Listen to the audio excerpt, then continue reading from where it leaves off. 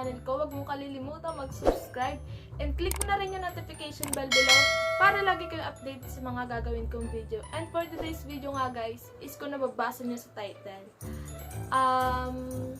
Ibabalog ko to kasi gusto ko maging aware kayo sa mga tao na nasa paligid. Kasi nung nakaraang linggo, nakita ko yung post nung kakilala ko, which is si Angel Panessa, dahil na-scam siya guys.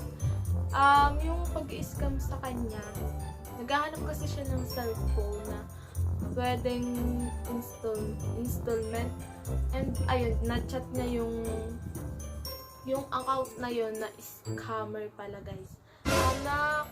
Nakita niya daw kasi yung post na yun sa isang Facebook group page. So, kaya no.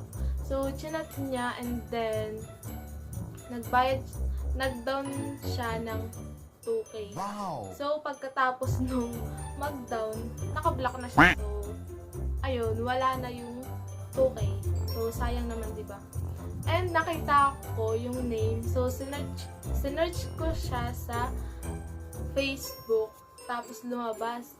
Tapos, chinat ko, kunwari, mag-aano rin ako ng cellphone. So, sabi ko, ayun nga pala guys, panoorin niyo screen recording. So, in-stalk ko siya.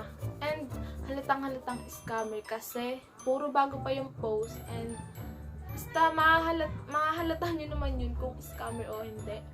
So, ayan, in-stalk ko, tapos pinagre-react ko din yung mga pinost niya para kunwari, talaga ako interested sa mga pakanana. So, ayun. And, ayun nga guys, yung lahat ng chat namin is in-screenshot ko. So, buti na lang in-screenshot ko kasi nung tiningnan ko, nung isang araw yung convo namin, nung girl or boy ba yun? Basta, pang-girl kasi yung name niya na ginagamit na pang-scam. Wala na, na-remove na niya lahat nung chat niya. So, chat ko na lang yung natira. And, naka-screenshot naman siya. So, akala mo, nautakan mo ako, no? So, ayun, sabi ko, lalabas din sabi ko, how much po yung Realme? Tapos, yan, nag-reply. Sabi, we have Oppo, Vivo, Samsung, iPhone, Realme, magkaano budget mo? Tapos, sabi ko sa kanya, may 11K po ako dito pang budget. Bibili po kasi ako ng new SIM. Naghahanap po ako kung anong magandang phone. Yung pang 11K lang po ang budget. Wow! Tapos sabi ko, may Shopee po ba kayo? May shop po ba kayo ng mga phone? Wait, one ko po sana yung Samsung A20. Meron po ba kayo ganun model ng cellphone? Tapos, ang dami niyang sinend na yung mga model ng cellphone, tapos yung mga price niya ng paghuhulog, ng pag-down, ng monthly, ganun. Tapos, ang sabi ko, wait lang. Nahanap ko kasi, sunod-sunod na yun guys dyan sa cellphone ko. Kaso pinasa ko dito. So, nagkaiba-iba na naman yung pagkakasunod-sunod. So, hanapin ko yung kasunod na convo. Tapos, ayun nga guys. Sabi ko sa kanya, pasend po ng pic ng Samsung A30. Paano po pag-order ako ngayon? Paano po makukuha? May shop po ba kayo? Inuulit-ulit ko kung may shop siya. Kasi, sa isang naman guys, sa isang mga negosyo naman, lalo na kung sabi pa niya dito is, nagde-deliver siya sa Luzon, Visayas, Mindanao. So, ba't wala siyang shop man lang or page man lang guys, di ba? Yung mga ganun. Tapos nag-send siya ng ng picture, sabi niya. Tapos sabi ko, malinaw po ang kami, sabi. Tapos ipang-vlog ko po kasi sabi ko sa kanya nagpa-vlog ako. So, kaya naghahanap ako ng cellphone na malinaw yung camera. Tapos sabi niya, we have no store. On hand installment po tayo. No approval needed po sa amin. So, yun pala guys. Magtaka na kayo kasi sa mga negosyo naman guys, wala akong nakita kahit yung maliit lang na negosyo na tindahan. Kailangan may mga mayor's permit, yung mga DTI registered, katulad ng mga bot sa Facebook, yung mga messenger bot, yung pwede kang kumita. So, ganun. And ito, nakakapagtaka kasi pang malakasan kasi yung binibenta niya, diba? So, ayun. Tapos sabi niya, yes, SIF. Tapos sabi ko, wala po kayong store, saan nyo po kinukuha? Tapos, wait, hanapin ko ulit. So, ayun guys, sabi niya, mag-send daw ako ng ID.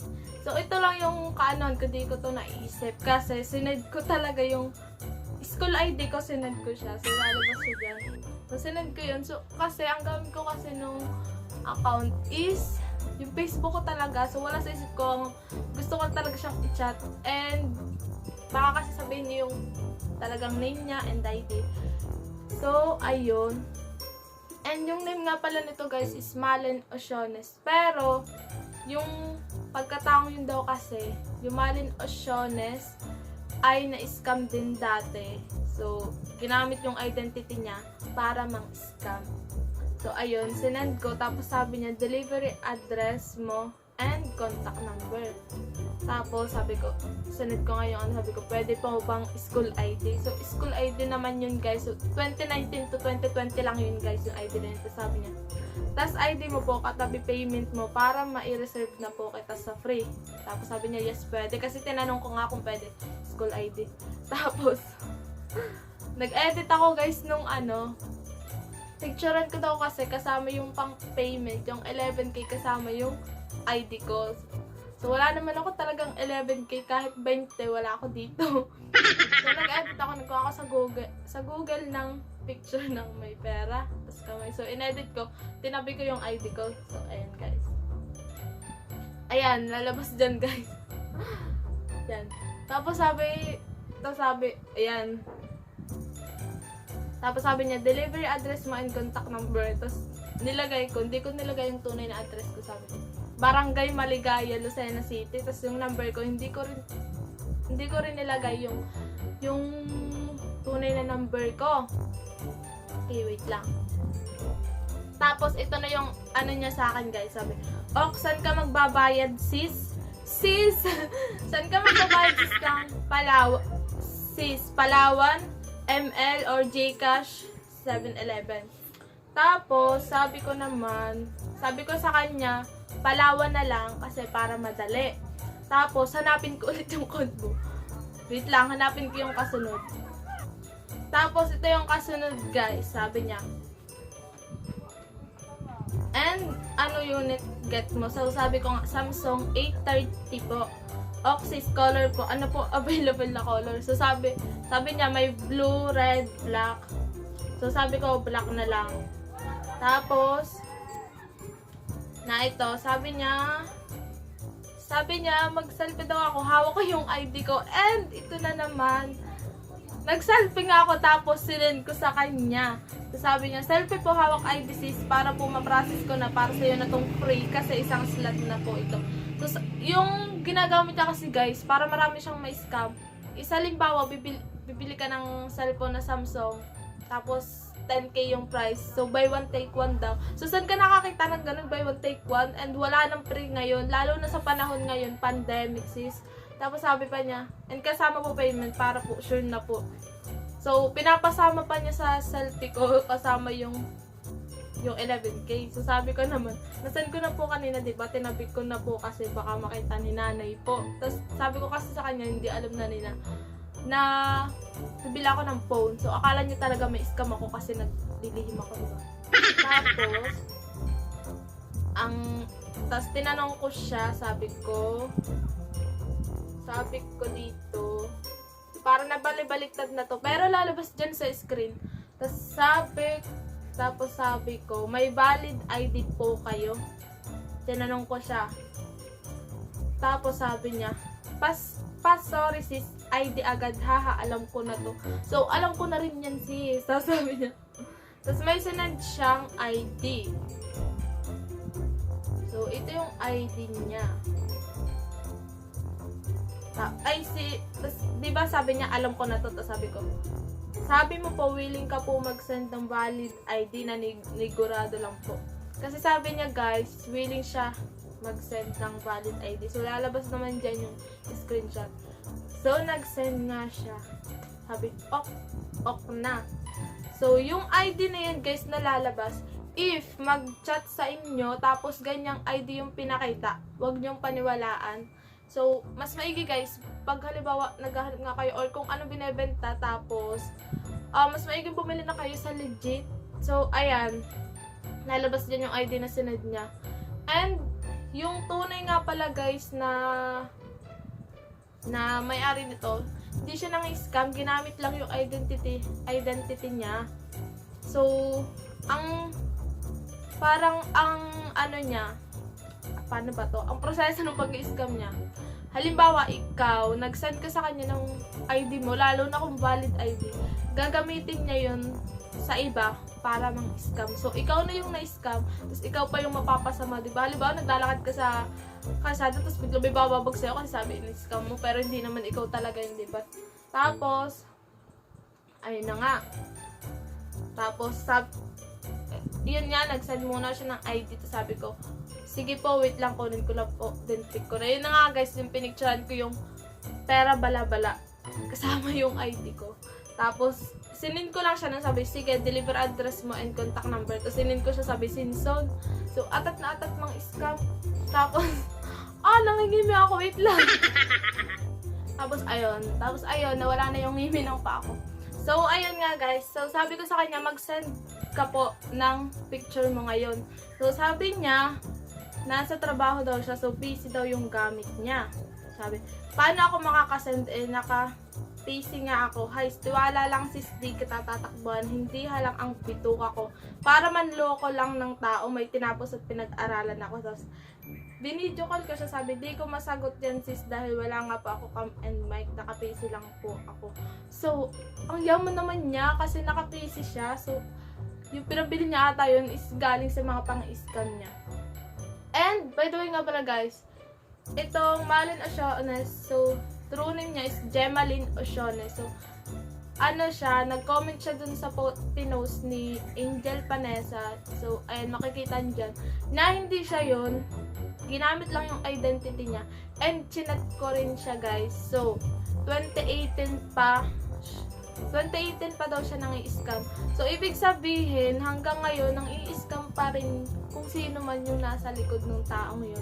So, nang i-scam pa rin siya hanggang ngayon, hindi siya natigil. And, nakakaawa lang to si Ate Gemaline Osiones kasi ginagamit yung identity niya.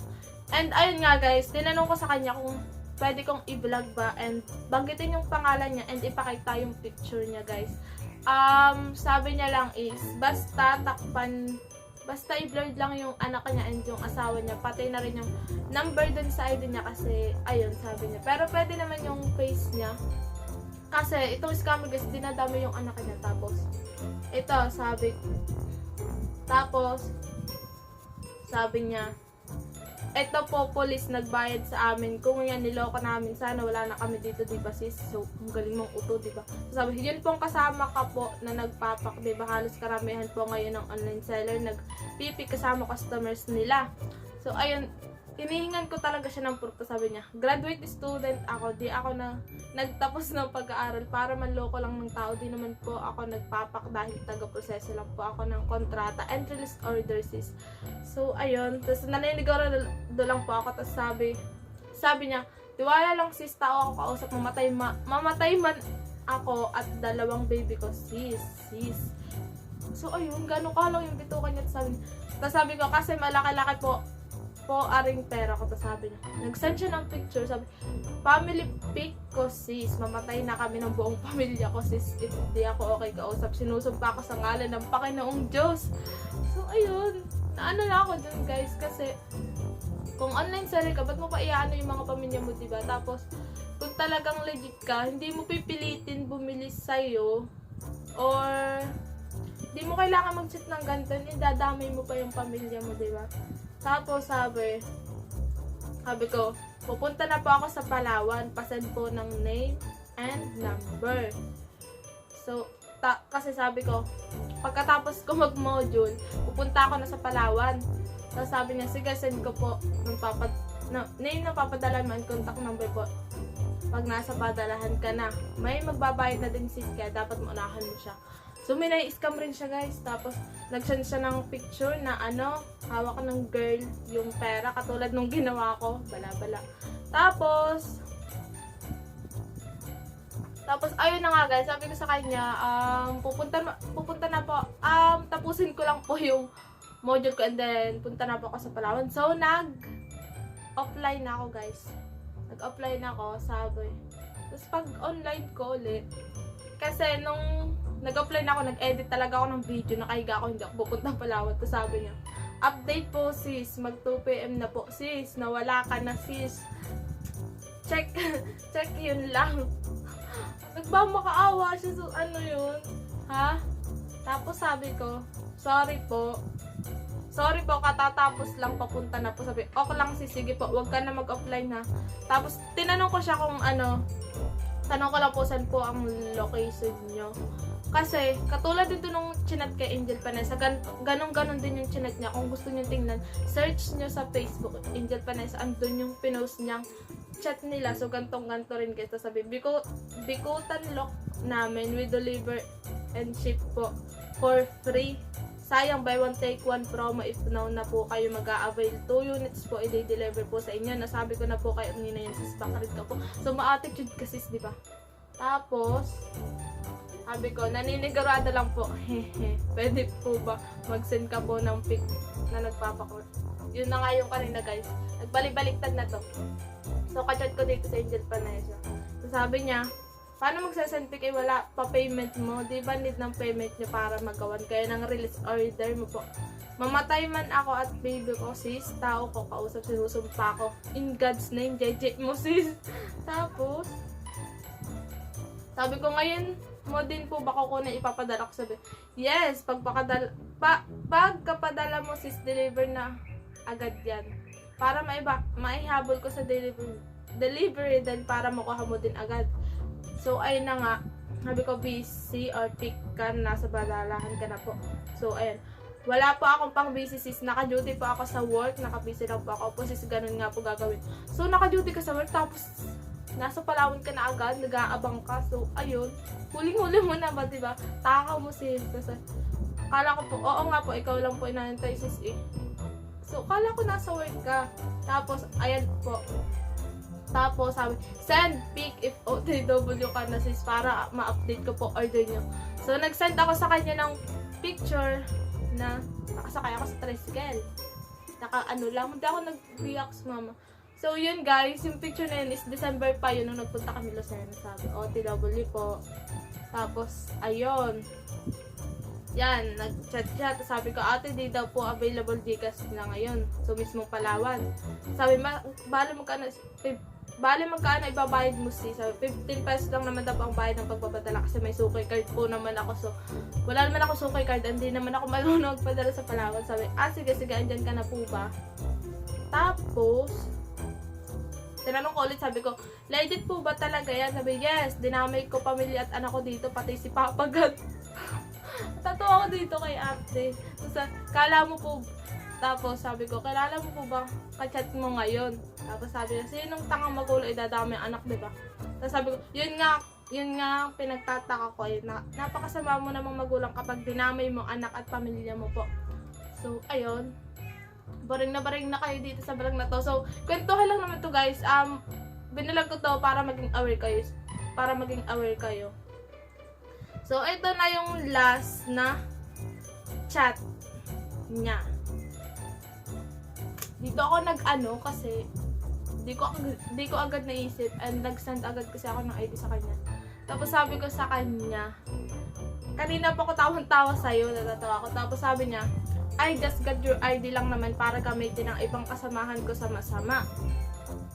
So, ayun, didn't notice, itawa ka lang, ikaw na susunod na magiging famous. So, magiging famous ka rin, sister, sabi niya. Tapos sabi ko kasi, dati trace ka na po nga namin. Tapos sabi, go, trace lang, ha? Tagal lang trace na yan, kakainit, ha? So, sana matrace na to. Kung sino man yung mga na-scam nito, so, gawan niya ng action. Sabi niya, sige nga kung trace, asan ako ngayon? Tapos sabi ko, nasa impyerno na, syempre, haha. Tapos sabi niya, wow, tas no enough to talk to you. I have all your pics and ID naman and selfie with ID na. Wait mo ang iyong pagsikat, bye-bye. So, so, ayun nga. Binilag ko to kasi baka gamitin. So, ayun guys, binilag ko to guys kasi baka gamitin yung ID ko or kasi nag-send ako sa kanya school ID ko and then hawak ko yung school ID. Pero, kung makikita nyo dun sa sinend ko na hawak ko na yung ID is may kakalog yung mukha ko dun guys. So, huwag kayo maniwala dun. If makita nyo yan, yan yung sinend ko. If makita nyo yan, na yan lang yung sinend, huwag nyo paniwalaan. Pati yung ID ko if ganyan lang. So, pag sendin nyo siya ng halimbawa, nakalugay yung buhok or iba yung kulay ng damit, tapos hawak ko yung ID ko, so dun lang kayo maniwala na ako talaga yun na. And, o kaya, pag kunin nyo siya ng papel, tapos ipasulat yung name. So, basta guys, ito lang sasabihin ko sa inyo. Ito, yung Gemalyn Osiones, guys. Hindi yun yung talaga scammer. Ayan, lalabas yung tunay na account and ito yung gamit na pang ng scammer na ginamit yung identity niya. So, ayun, spread nyo lang tong video to. And, may nakachat din nga pala ako guys. Yung nag-claim pala guys nung pera sa Palawan guys is ang name Joel Rodriguez. So, yung mga na-scam nun, puro yung mga nag-claim is Joel Rodriguez. So, diba, kung seller na legit yun, tas may sinend na valid ID, so bakit ibang name pa yung mag-claim kung may valid ID naman? So, it means, hindi talaga siya yung sinend na ID. Tapos, sinerch ko kasi guys, pagka-search ko ng Joel Rodriguez, ang dami agad lumabas na Joel Rodriguez scammer, mga ganun. So, makikita nyo dyan. Makikita nyo dyan guys. Ito. Wait. Ayan o. And iba-iba. Kung mapapasin nyo guys, iba-iba yung name. Pero yung apelyido magkakatulad. So, tinutugma niya para kaparehas. Kasi yung sanad na Ate Gemalyn dati nung 2018 sa kanya is valid na ID. So, papaniwalaan talaga ng tao. So, Len Osiones, ayan, sa mga Sambales. So, ayan, makikita nyo, scammer alert. Tapos, doon, nag-comment din dati si Angel sa na-scam. Tapos may nakita ako sabi, excuse me po, I'm grade 10 student, na-scam niya din pa ako worth 11K. Ipon ko po yun ng 3 taon. Gusto ko pong makipagtulungan sa inyo mahuli tong Joel Rodriguez. So, diba guys, 11K ang laki nun. So, chinat ko yung, chinat ko yung boy na yan. Tapos sabi ko, na, hi po, tapos ano pong nang na-scam sa'yo? Tapos sabi niya, Joel Rodriguez din. Ano pong FB ang gamit? So, sabi niya, dinelete niya. And then, sanad niya yung ID. And ibang ID yung gamit. May iba na namang nagamit na tao. Tapos sabi niya, ayan po. Tapos sabi, supposedly, 17K yun. Yun na CP, bali 11K advance payment. Sana kaso na bukuya. So, ayun guys, ang laki ng perang yun kumpara sa iba. Pero kahit gano'n yun kalaki o kaliit, kung nawala lang rin ng walang, parang bula, so sayang. So, kung advice ko lang sa inyo guys, sa mall na lang kayo bumili or sa legit na seller talaga. Tapos, ayan, tawala ako dito sa sinat dito, sabi, hayaan mo na yun, kakainin din yun ang konsensya niya. Kung meron, abuli ko na lang yung 11K ko pag namatay siya. Sabi. So, doon ako na guys. Kung makikita nyo dyan guys, may mga account siyang ginawa. Ito, Amig Chavez Osiones. Basta parang katunog yung name dun sa valid ID. Nagagawa siya ng mga ganun. So, baka yung akin nga gagawin niya rin yun. So, kaya binalag ko to guys. And, ayun. Ayun lang naman. Tapos, ito yung ko sa kanya pa nung bago niya ako block. Sabi ko, sino po si Gemalyn Osiones? Sabi, ako, sino pa ba? Sabi, Malin ang nickname ko. So, ang galing niya. Tapos, sabi, ba't ibang FB gamit mo? Sabi ko, so, ibang FB, this is my one and only legitimate account. Wala nang iba. So, sinend ko yung through Facebook ni Ate Gemalyn. Tapos, sabi na naman niya, ano daw yun? Sabi niya, dummy app, walang pick. So, pinagbintangan pa niyang ang poster is si Ate Gemaline. Tapos sinend ko yung post na Angel, sabi niya, ganun ba?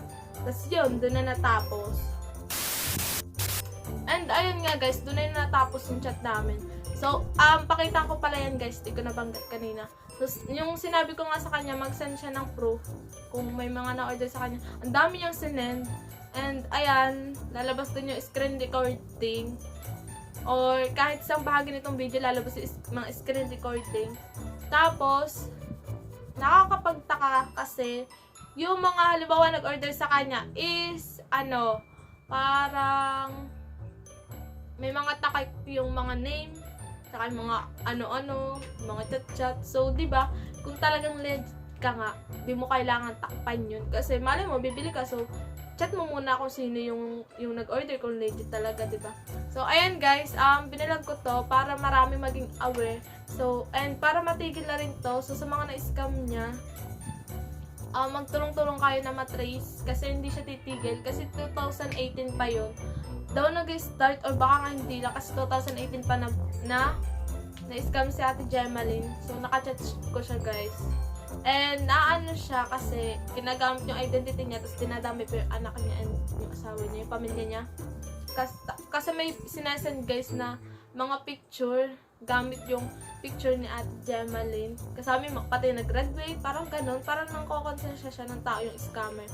And yung scammer daw po guys is parang babae at lalaki. Marami sila kasi sabi nga diba dun sa kanina, yung akin, sabi niya, I just got your ID lang naman para gamitin sa masama ng mga kasamahan ko. So, ibig sabihin, hindi lang siya isa guys. Marami sila. So, ayun. Basta guys, kung makikita nyo yung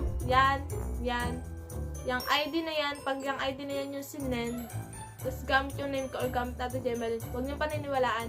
And then, pag sinabi pa niyang, magpipicture siya, kasama yung ID ko, so huwag nyo paniniwalaan guys, kasi yan lang yun. Yan, basta yung picture na yan, kita nyo yun guys. At tinakpan ko ng araw yung mukha ko dyan hagad gusto ako dyan. So, ayun guys. And nga pala guys, yung pinakang Facebook ko lang guys is, lalagay ko yung link sa baba. Tapos, bali dalawa yung Facebook ko, yung isa hindi ko gaano ginagamit. And lagi lang yung nakatag sa mga pinopost ko. So, bali yung isang Facebook na ginagamit talaga is ito. Tapos, ito yung pangalawa ko Facebook. Ito yung hindi ko ginagamit. Ito yung ginagamit ko talaga. So, ayan. And, nakalink sila dyan sa baba. And, halimbawa, kung na-scam ka man, tapos gamit yung name ko, tapos ngayon mo lang ito napapanood, click mo yung link sa baba if yun yung lumabas. So, yun. If hindi yun yung lumabas, pag kinilik mo, so ibig sabihin hindi ako yun guys. Basta yung nasa link lang, yun lang yung Facebook account ko. And ayun, basta yun lang. So marami namang way para malaman mo kung legit talaga siya or hindi. So yun lang yung gusto ko iparating dito sa video na to guys. Para lang maging aware kayo and para makapag-ingat din kayo sa mga taong manloloko kagaya ng mga ex nyo. So ayun guys, basta nandiyan lang paulit-ulit. Nandiyan lang sa baba, click nyo lang yan. Yan lang yung Facebook ko. And lagay ko na rin pala dyan sa baba yung Facebook ng Gemaline Oceanes, yung tunay na account niya. Basta pag may nag-chat sa inyo na yun yung ID lang na gamit, huwag niyong paniniwalaan. So, ayun guys. So, tapusin ko na to video to. Hanggang dito na lang to. And, share nyo tong video to para maraming makaalam. So, ayun. Don't forget to like, comment, and subscribe. And click mo na rin yung notification bell below para lagi kayong updated sa mga gagawin kong videos. Bye! Thank you for watching guys. So, ingat kayong lahat.